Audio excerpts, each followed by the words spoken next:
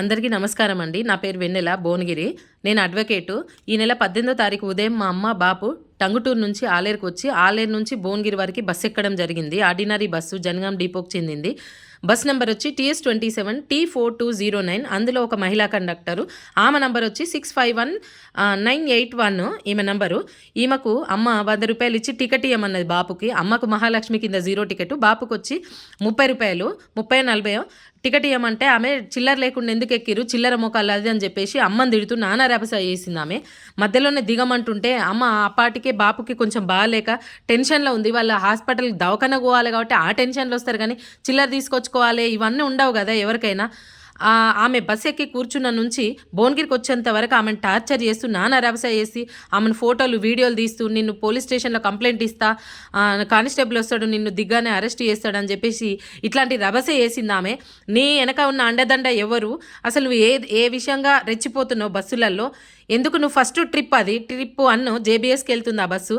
అప్పుడే నువ్వు అంత ఎర్లీ మార్నింగే అంత బీపీ తెచ్చుకొని నువ్వు ప్యాసింజర్ల మీద అరుస్తున్నావంటే సాయంత్రం వరకు నువ్వు ఎంతమంది ప్యాసింజర్లను ఇబ్బంది పెడుతున్నావు, ఎంతమంది చదువుకొని వాళ్ళ మీద నీ ప్రతాపం చూపిస్తున్నావో తెలియాలి.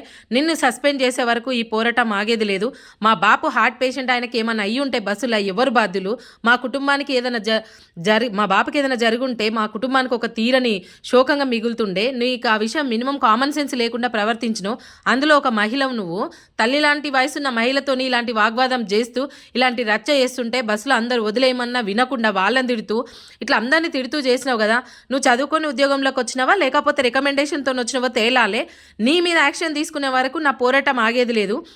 ఆల్రెడీ వాట్సాప్లో నేను అదే రోజు సాయంత్రము జనగాం అసిస్టెంట్ DMకి కంప్లైంట్ ఇవ్వడం జరిగింది. ఇప్పటివరకు ఎలాంటి స్పందన లేదు.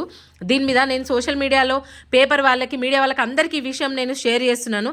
ఖచ్చితంగా నీ మీద చర్య తీసుకునేదాకా నా పోరాటం ఆగేది లేదు బిడ్డ. ఏమో అనుకుంటున్నావు నువ్వు, కానీ అయినా ఫ్రీ బస్ పెట్టమని మహిళలు ఎవరు అడగలే తెలంగాణలో. మీరేదో ఇచ్చిండ్రు, గవర్నమెంట్ ఇచ్చింది కాబట్టి తీసుకుంటున్నారు. ఆర్డినరీలో మొత్తం ఎక్స్ప్రెస్గా వేసి ఆపమన్న చోట ఆపకుండా మీరు ప్యాసింజర్ల మీద మీ ప్రతాపాలు చూపిస్తే ప్యాసింజర్లు ఎక్కడ పోవాలి? అయినా వాళ్ళు లేకుండా మీరు బస్సులు ఎట్లా నడుపుతారు చెప్పండి? ప్యాసింజర్ ఉంటేనే డ్రైవర్ వస్తాడు, డ్రైవర్ వస్తే కండక్టర్ వస్తాడు అన్న మినిమం కామన్ సెన్స్ లేదా? సంస్కారం నేర్పలేదా? నీకు సభ్యత లేదా? ఏ సమాజంలో బతుకుతున్నావు? హార్ట్ పేషెంట్ అని చెప్తున్నా వినకుండా, కన్సర్న్ లేకుండా మా అమ్మ మీద అరిచి నీ అయ్య జాగిరా, నీ అమ్మ జాగిరా అంటే ఎగ్జాక్ట్లీ మా అయ్య జాగిరే ఇది. మేము కట్టే ట్యాక్స్లతో నువ్వు జీతం తీసుకుంటున్నావు కాబట్టి నువ్వు మాకు ఖచ్చితంగా ఒక సేవకురాలుగా ఉండాలి.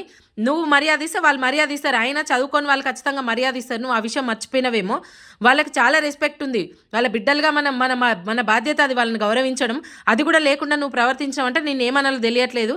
కాబట్టి నీ మీద చర్య తీసుకునే అంతవరకు నేను పోరాటం చేస్తే నా పోరాటంలో మీరందరూ కూడా భాగస్వాములు కావాలని కోరుకుంటూ, ఇది మా ఒక్క సమస్య కాదు, ప్రతినిత్యం, ప్రతి గంట, ప్రతి నిమిషంకు ఇది ఎక్కడో ఒక చోట జరుగుతూనే ఉంది. కాబట్టి వీటి మీద చర్యలు తీసుకునేలాగా అధికారులు దృష్టిని పెట్టండి.